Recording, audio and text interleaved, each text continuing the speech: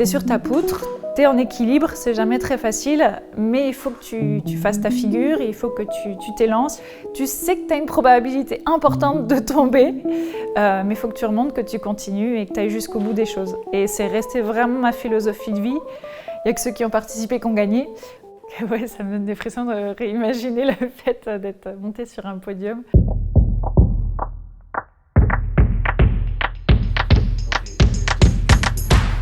Je m'appelle Aurélie Bresson, je suis la présidente fondatrice de Les Sportives, médias et éditions, et je suis présidente de la fondation Alice Mia. Porter la flamme olympique, ça m'a été proposé par Banque Populaire de Bourgogne-Franche-Comté. C'est une banque qui m'a toujours soutenue dans mon projet entrepreneurial et qui est aussi très impliquée sur les Jeux Olympiques, donc ça faisait sens. J'ai tout de suite sauté au plafond, c'est magique, c'est les Jeux Olympiques. J'avais juste le bémol d'être enceinte et finalement, même eux, ils ont dit en fait, porter la flamme, porter la vie, ça va être une magnifique symbolique. Elle s'est tellement investie dans le bouquin.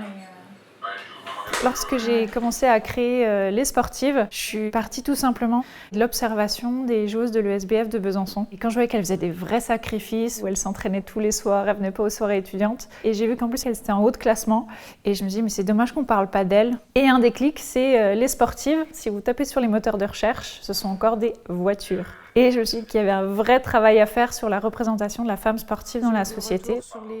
Pour moi, c'est de l'inclusivité. C'est vraiment inclure toutes les personnes, quel que soit l'individu, quel que soit son genre en fait. On parle juste d'une certaine équité, de compétences. Moi, je ne cherche pas la parité dans mes combats en fait. C'est surtout une libération de l'écoute beaucoup plus attentive sur ces notions-là. Donc la société est déjà en train de changer et doit encore changer.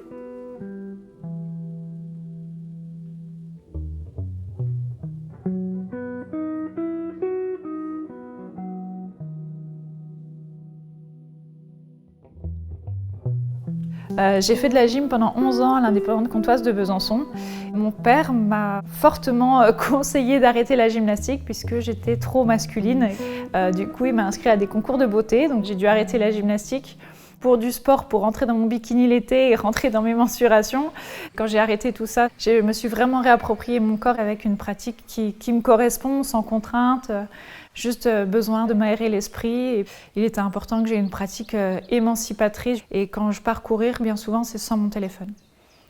Et je pense que j'ai vécu toute ma vie avec le regard des autres. C'est mon moment à moi, en fait. Ça ne concerne que moi et mon corps.